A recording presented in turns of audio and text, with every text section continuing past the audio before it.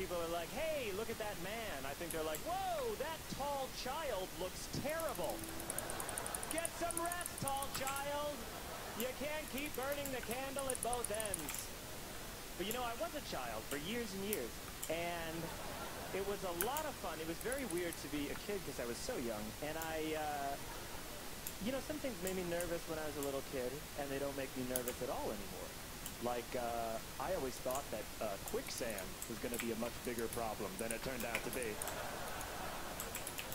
You watch cartoons, and quicksand is like the third biggest thing you have to worry about, behind actual sticks of dynamite and giant anvils falling on you from the sky. I got older, not only have I never stepped in quicksand, I've never even heard about it. No one's ever been like, hey, if you come in to visit me, take I-90, because I-95, that's quicksand right now. You know, I hear all these stories about bullying, and I think it's terrible. The bullying that happens in school is really bad. I was bullied when I was a little kid. I was bullied when I was in school for being Asian American. The biggest problem with that is that I am not Asian American. But this is absolutely true. When I was a little kid, I looked like I might be Asian American. I had pretty thin eyes. I had very thin eyes when I was a kid. And I had straight black hair that I always wore in a bowl cut. And honestly, from the ages of 3 to 8, people thought that I might be a young Chinese person. And kids in school would bully me. They would call me a chink and a gook, which are two different nationalities. But that didn't seem to bother them at all. Those are really offensive words, by the way. I'm sorry to use them, but imagine how I felt, because I was getting called that, and I wasn't even one of those. My family isn't the least bit Chinese. I mean, we take our shoes off when we come inside, but that's more of a carpeting thing than anything else. Here's how bad it got. When I was in 7th grade, we had this music appreciation class that we never appreciated. And they took us to hear classical music once at a symphony orchestra. So we're at the symphony orchestra, and in the middle of one of these classical pieces, they banged a big gong. And every time they banged the gong, all the kids sitting in front of me would stand up, turn to me, and bow like that. Which is some racist-ass bullshit, but also very well coordinated for a group of 13-year-olds. Those were some slurs. I do apologize for using those. Although, you can basically say whatever you want on television now. You can really say anything you want on TV. And if you don't believe me, you should watch a little show called Law and Order Special Victims Unit. Because they will say the grossest, sickest shit you've ever heard in your life. No, on Special Victims Unit, they can't say the F word. They can't say the F word. But people will walk around being like, looks like the victim had anal contusions. Yo, looks like the victim had semen and fecal matter in his ear canal. Those are two actual things I heard on Law and Order SVU at like 3 in the afternoon. Both spoken by Ice-T, by the way. Ice-T is the detective with the Special Victims Unit, Mr. Cop Killer. Ice-T has been with the SVU, about 11 years now, but he still treats every case like it's his first in terms of total confusion.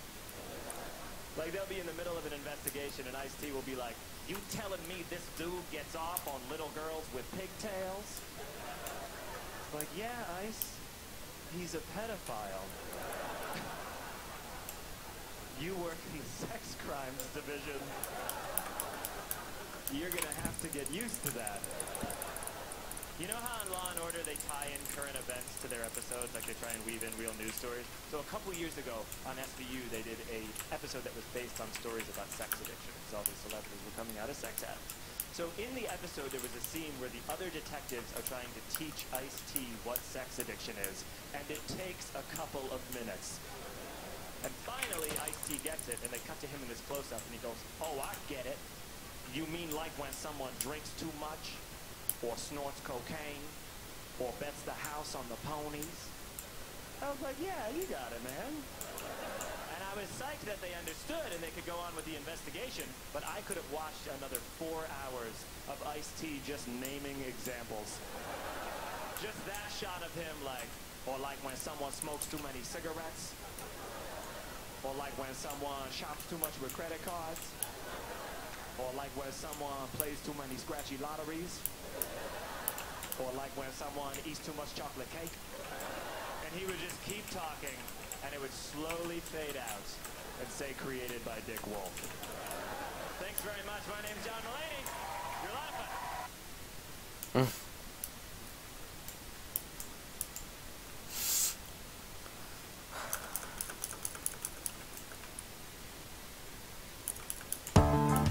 New in town, John Mulaney's new in town.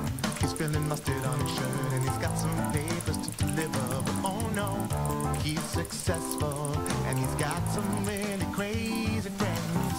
Oh man. New in town, John Mulaney's new in town. New in Town is filmed in front of a live studio audience.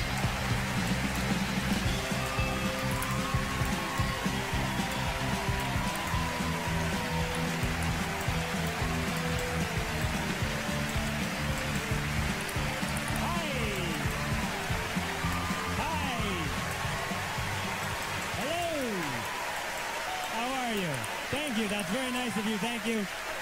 Thank you very much. That's so nice of you. I hope you're having a good week. Thank you for being here. I'm doing well myself. In a couple days, I'm going to turn 29 years old, and I'm very excited about that. I was hoping by now that I would look older, but it didn't happen. I don't look older. I just look worse, I think. Honestly, when I'm walking down the street, no one's ever like, hey, look at that man. I think they're just like, whoa, that tall child looks terrible. Get some rest, tall child. You can't keep burning the candle at both ends. A lot of guys my age, I'll hear them say this. They go, every day I think I'm becoming more like my dad. I think I'm becoming more like my mom.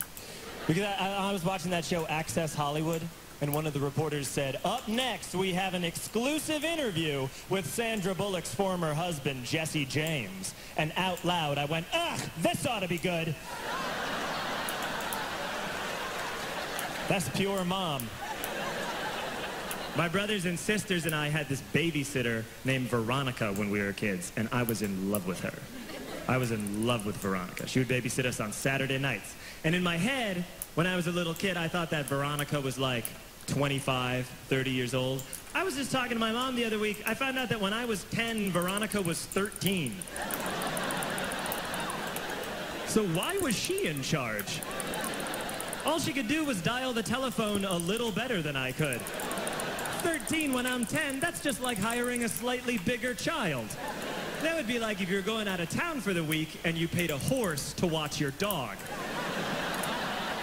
Like, all right, here is the number where we'll be, and here's where we keep the dog food, and you're a horse.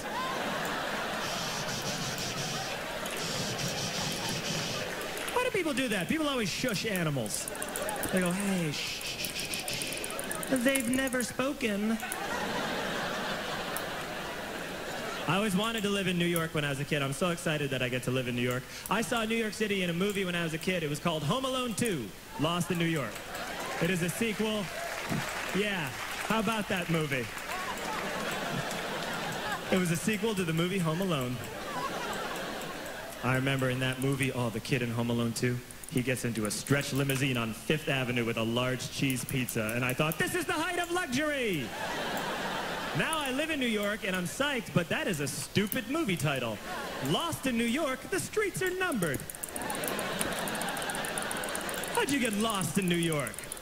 I know it's kind of stupid to complain about a movie that came out 17 years ago.